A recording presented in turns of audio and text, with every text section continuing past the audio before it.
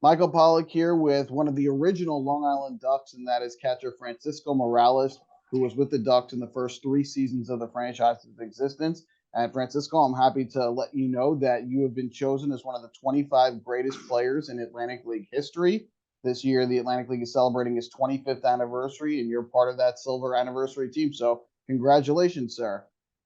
Wow, thank you. I got chills just to hear that from you, and I really appreciate it. I really had a great time in Long Island. I think that was in Long Island was my last 3 years of playing professional baseball, and you hear people saying, in the interviews like NBA and the big leagues and the NFL, like they really like the place, they really like the fans, and they have the most fun in that particular place. Well, for me, it's the same case. I think, and I can say it, out loud that my years in Long Island was my best years in baseball.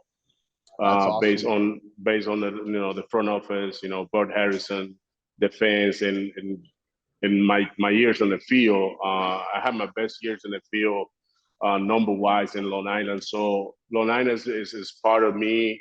It's part of my career, and I always remember I was watching, the championship and the standings and how you guys are doing.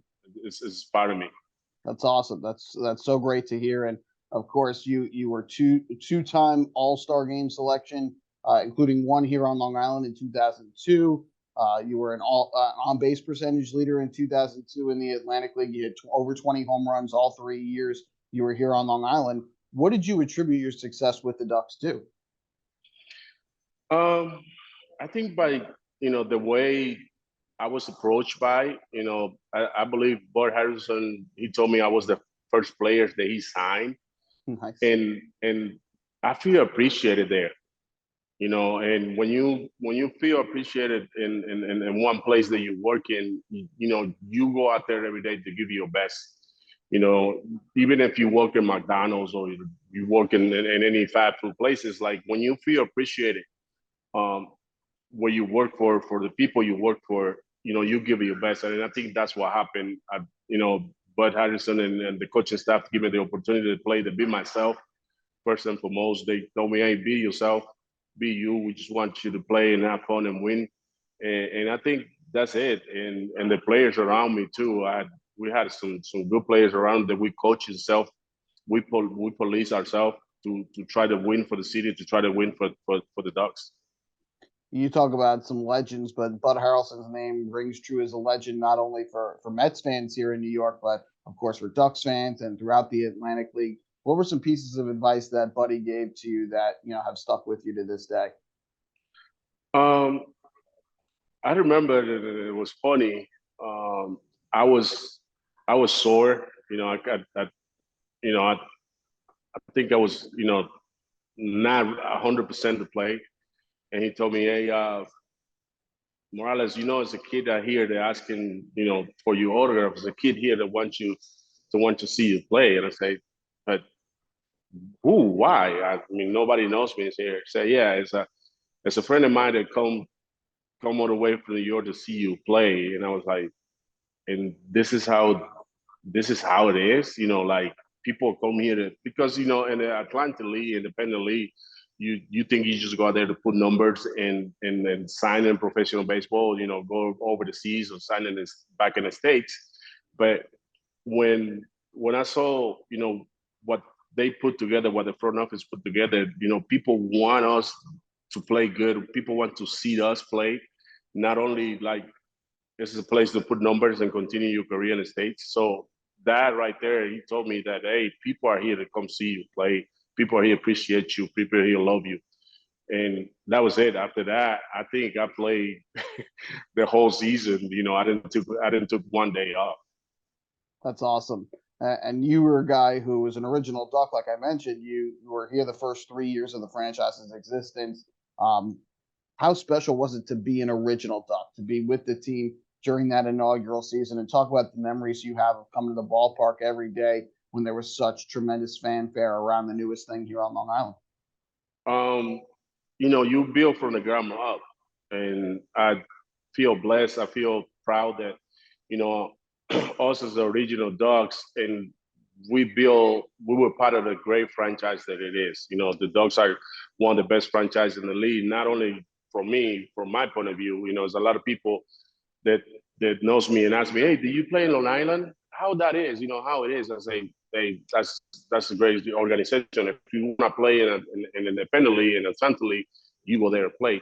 So being part of that, being part of what you guys create after us is amazing. You know, I feel blessed to be part of that, and I can share so many memories. I mean, I made friends off the field. I met people that we still, you know, they're still reaching out. Hey, how you doing? We hear you in this league. You here and coaching somewhere. I'm like, wow, these people still remember me. So uh, being part of that, you know, making a difference in the community, making a difference in the fans. That hey, we professional. We're here to put a good show for you guys. That's priceless. That's fantastic.